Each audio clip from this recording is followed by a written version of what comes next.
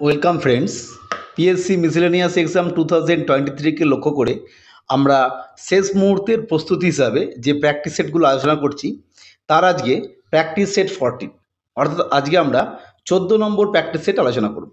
তাই প্রত্যেককে প্রথমেই আমাদের এডুকেশন চ্যানেল শতবিশা এডুকেশনে ওয়েলকাম জানাচ্ছি এবং রিকোয়েস্ট করে রাখছি, আমাদের চ্যানেলে আপলোড করা ভিডিওগুলো যদি আপনাদের ভালো লাগে তাহলে অবশ্যই চ্যানেলটিকে সাবস্ক্রাইব করে রাখবেন এবং আজকের ভিডিও যদি ভালো লাগে অবশ্যই লাইক করবেন। এরপর আজকে আমরা আসবো প্র্যাকটিস সেট 14-এ। আজকের সেটের প্রথম প্রশ্ন এবং এই সিরিজের 246 নম্বর প্রশ্ন, কোন চোল রাজা গঙ্গাইকোন্ড উপাধি নেন? অর্থাৎ কোন চোল রাজার উপাধি ছিল গঙ্গাইকোন্ড বা গঙ্গাইকোন্ড চোল। এখানে একটা ট্রিক্স পড়ে রাখি, যখনই দেখবেন গঙ্গা এরকম কিছু লেখা আছে, গঙ্গাইকোন্ড চোল বা গঙ্গাইকোন্ড এই ধরনের উপাধি থাকলেই আপনি চোখ বুজে করে দেবেন প্রথম রাজেন্দ্র চোল। অর্থাৎ অপশনে থাকা প্রথম রাজরাজ, রাজাধিরাজ চোল বা দ্বিতীয় রাজেন্দ্র চোল কিন্তু উত্তর হবে না, রাইট আনসার হবে প্রথম রাজেন্দ্র চোল। নেক্সট আমরা এলাম 247 নম্বর প্রশ্ন, গণপরিষদের সদস্যরা, অর্থাৎ আমরা জানি যে কনস্টিটিউশন অ্যাসেম্বলি যখন তৈরি হলো 1946 সালে 9ই নভেম্বর, সে তার প্রথম যে অধিবেশন বসলো, যার অস্থায়ী সভাপতি ছিলেন সচ্চিদানন্দ সিনহা, সেই যে গণপরিষদ সদস্য অর্থাৎ 389 জন ছিলেন, 389।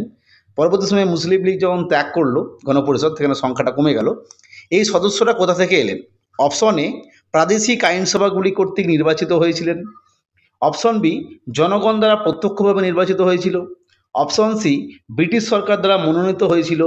এবং ডি, শুধুমাত্র দেশীয় রাজ্যগুলো অর্থাৎ প্রিন্সলি স্টেট যেগুলো ছিল তাদের কাছ থেকে প্রতিনিধি এসেছিল।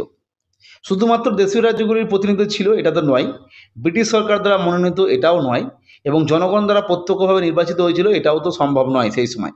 তো আমরা বুঝতেই পারছি বি সি ডি কিন্তু রং অপশন। রাইট আনসার হবে অবশ্যই প্রাদেশিক যে আইনসভাগুলো ছিল সেখানে যে নির্বাচন হয়েছিল সেখান থেকে নির্বাচিত হয়ে এই 389 জন এসেছিল।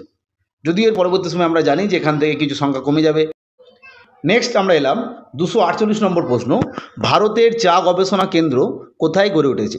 এই ধরনের গবেষণা কেন্দ্রগুলো দেখে রাখবেন, এখান থেকে পিএসসির বিভিন্ন পরীক্ষায় প্রশ্ন আসছে। Option A Guwahati, option B Jorhat, option C Cuttack and D থানে।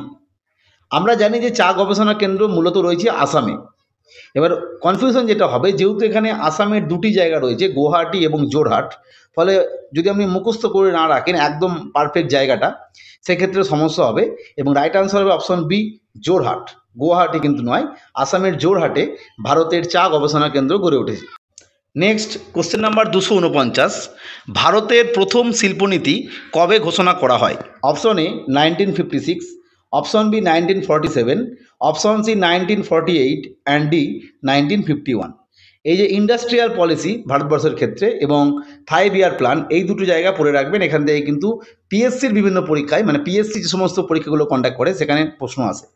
এবং প্রথম যে ইন্ডাস্ট্রিয়াল পলিসি সেটা প্রত্যেককেই জানে, রাইট আনসার হবে অপশন সি 1948 সালে ভারতবর্ষের প্রথম শিল্পনীতি বা ইন্ডাস্ট্রিয়াল পলিসি নেওয়া হয়। নেক্সট আমাদের কোশ্চেন 250 নম্বর প্রশ্ন, সৌরচুল্লি কোন নীতির উপর ভিত্তি করে কাজ করে? সৌরচুল্লি মানে হচ্ছে solar cooker. Option A bolometer, option B pyrometer, option C greenhouse and D সৌর আলোক তড়িৎ কোষ, অর্থাৎ সোলার পিভি সেল যেটা আমরা বলি সেটা। তাহলে সৌরচুল্লি মনে রাখতে হবে, সৌরচুল্লির যে ফাংশন বা অ্যাক্টিভিটি সেটা মূলত তৈরি হয়েছে গ্রিন হাউস যে অ্যাক্টিভিটি তার সমগোত্র একই রকম। আমরা জানি যে গ্রিন হাউসের ক্ষেত্রে কি হয় না, যে সূর্যরশ্মি সেটা কিন্তু প্রবেশ করে এবং তাপমাত্রা বাড়িয়ে দেয়।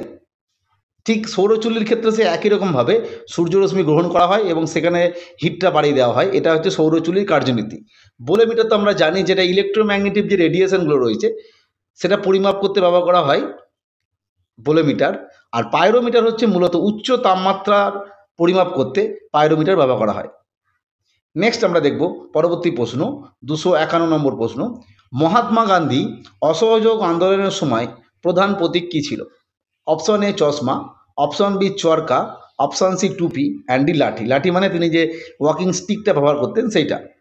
এইখানে অসহযোগ আন্দোলন বলতে অবশ্যই আমরা জানি যে সে 1921-এর যে অসহযোগ আন্দোলন সেটা নয়, কিন্তু অর্থাৎ মহাত্মা গান্ধীর জীবনের যে মানে প্রতিটা ক্ষেত্রেই যে বিষয়গুলোর জন্য তিনি আন্দোলন করেছিলেন, তার যে এই যে আন্দোলন, সমস্ত আন্দোলনটার কথা এখানে বলা হয়েছে, অর্থাৎ সেই মহাত্মা গান্ধীর যে আন্দোলনের ধারা তার প্রতীক কী ছিল? বুঝতেই পারছেন, অবশ্যই রাইট আনসার হবে অপশন বি, চরকা। নেক্সট আমরা এলাম 252 নম্বর প্রশ্ন। শান্তি স্বরূপ ভাটনগর পুরস্কার কোন ক্ষেত্রে দেওয়া হয়? অপশন এ শান্তি, অপশন বি বিজ্ঞান ও প্রযুক্তি, অপশন সি চিকিৎসা অ্যান্ড ডি অর্থনীতি। এই উত্তরটা বলার আগে যেটা বলে রাখা ভালো, যারা কারেন্ট অ্যাফেয়ার্সটা ঠিকমতো পড়তে পারেনি যে কারণেই হোক, এবং শেষ মুহূর্তে যে কোনো পরীক্ষার জন্য একটু দেখে নিতে চাইছেন, তাদের জন্য বলবো আপনারা অবশ্যই বিভিন্ন যে পুরস্কারগুলো দেওয়া হয়েছে এই সময়ের মধ্যে, সেই পুরস্কারগুলো অবশ্যই দেখে নেবেন। এবং আমরা আমাদের চ্যানেলে কোন কোন পুরস্কার দেখবেন তার একটা লিস্ট তৈরি করে একটা ভিডিও বানিয়েছিলাম, যদি আপনারা চান সেটা দেখে নিতে পারেন। আর আজকের উত্তর যে শান্তিস্বরূপ ভাটনগর পুরস্কার, এটা দেওয়া হয় রাইট আনসার অপশন বি, বিজ্ঞান ও প্রযুক্তির ক্ষেত্রে শান্তিস্বরূপ ভাটনগর পুরস্কার দেওয়া হয়। অনেকেই উত্তরটা শান্তি করবে যারা জানে না, কিন্তু শান্তি কিন্তু নয়। নেক্সট আমরা দেখব 253 নম্বর প্রশ্ন। সংবিধানের 21 নম্বর ধারায় উল্লেখ করা আছে অপশন এ ধর্মীয় স্বাধীনতার অধিকার, অপশন বি বাক স্বাধীনতার অধিকার, অপশন সি জীবন ও ব্যক্তি স্বাধীনতার অধিকার, অ্যান্ড ডি শাসনতান্ত্রিক প্রতিবিধানের অধিকার। আমি বলেছিলাম ফান্ডামেন্টাল রাইটের একদম 14 টু 32 এই সমস্তগুলো মুখস্থ করতে হবে, কারণ এখান থেকে ধারা উল্লেখ করে প্রশ্ন আসবে।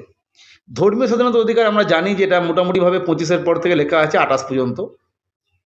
আর বাক স্বাধীনতার অধিকার আমরা জানি 19 নম্বর ধারায় উল্লেখ করা আছে।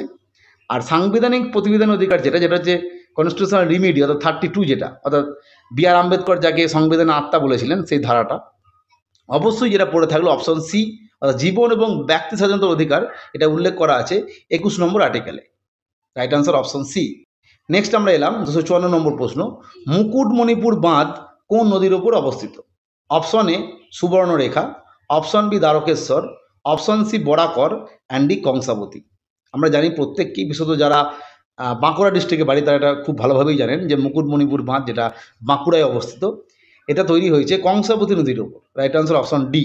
নেক্সট আমরা এলাম 255 নম্বর প্রশ্ন। ডিলাটোমিটার কি মাপতে ব্যবহৃত হয়? আমরা সাধারণত বিভিন্ন ধরনের যে মেজারমেন্ট ইনস্ট্রুমেন্ট টুলগুলো রয়েছে সেখানে আমরা বিভিন্ন নাম পড়েছিলাম এতদিন, কিন্তু ডিলাটোমিটার এটা সাধারণত আমরা পাইনি। ডিলাটোমিটার কি মাপতে ব্যবহৃত হয়? অপশন এ তড়িৎ শক্তি, অপশন বি যান্ত্রিক শক্তি, অপশন সি পদার্থের মাত্রাগত পরিমাণ অর্থাৎ dimensional change of metal, and D তাপীয় শক্তি। ডিলাটোমিটারটা খুব ইম্পর্টেন্ট, কারণ এটা কিন্তু একটা আনকমন নাম এবং এখান থেকে প্রশ্ন আসছে। এটা সম্ভবত ডব্লিউবিসিএস এই প্রশ্নটা এসেছিল, ডিলাটোমিটার কি মাপতে ব্যবহৃত হয়? রাইট আনসার অবশ্যই অপশন সি, পদার্থের মাত্রাগত পরিমাণ অর্থাৎ ডাইমেনশনাল চেঞ্জ অফ মেটাল যেটা। নেক্সট আমরা দেখব পরবর্তী প্রশ্ন 256 নম্বর প্রশ্ন। নয়ঙ্কর ব্যবস্থা কোন সাম্রাজ্যে প্রচলিত ছিল, বা নায়ঙ্কর ব্যবস্থা কোন সাম্রাজ্যে প্রচলিত ছিল? অপশন এ বাহমানি সাম্রাজ্য, অপশন বি বিজয়নগর সাম্রাজ্য, অপশন সি চোল সাম্রাজ্য, অ্যান্ড ডি মারাঠা সাম্রাজ্য। নায়ঙ্কর ব্যবস্থাটা কি না, নায়ঙ্কর ব্যবস্থা হচ্ছে, আমরা জানি যে বিজয়নগর সাম্রাজ্যে তারা প্রাদেশিক শাসন ব্যবস্থার উপর কিন্তু খুব জোর দিয়েছিল। সেই প্রাদেশিক শাসন ব্যবস্থায় কী হয়েছিল না, বিভিন্ন যে প্রদেশগুলো ছিল সেখানে বিভিন্ন ধরনের সৈন্যদল বা তাকে দেখার জন্য একজন করে প্রতিনিধি নিয়োগ করা হতো, তারা ওই প্রদেশগুলো দেখতো। এবং এই যে ব্যবস্থা, পুরো ব্যবস্থা, সেটা হচ্ছে নায়ঙ্কার ব্যবস্থা, এবং এটা চালু ছিল অবশ্যই বুঝতে পারছেন বিজয়নগর সাম্রাজ্যে। নেক্সট আমরা দেখব 257 নম্বর প্রশ্ন। নির্বাচন কমিশন গঠন করেন কে? অপশন এ উপরাষ্ট্রপতি, অপশন বি রাষ্ট্রপতি, অপশন সি প্রধানমন্ত্রী, অ্যান্ড ডি প্রধান বিচারপতি। আমরা জানি যে ইলেকশন কমিশন বা ইন্ডিয়া অর্থাৎ ইসিআই যেটা রয়েছে, সেই ইলেকশন কমিশন অফ ইন্ডিয়ার যে 3 মেম্বার একটা কমিশন, যেটা অবশ্যই সংবিধানের মানে কনস্টিটিউশনাল বডি। একজন চিফ ইলেকশন কমিশনার থাকেন এবং 2জন ইলেকশন কমিশনার থাকেন, যদিও 3 জনের ক্ষমতা সমান, এটা আমরা জানি। যাই হোক, সেই ইলেকশন কমিশন যেটা, সেই নির্বাচন কমিশন গঠন করে, বুঝতেই পারছেন রাইট আনসার হবে অপশন বি, রাষ্ট্রপতি কিন্তু ইলেকশন কমিশন গঠন করেন, যেটা লেখা আছে 324 অর্থাৎ 324 নম্বর আর্টিকেলে।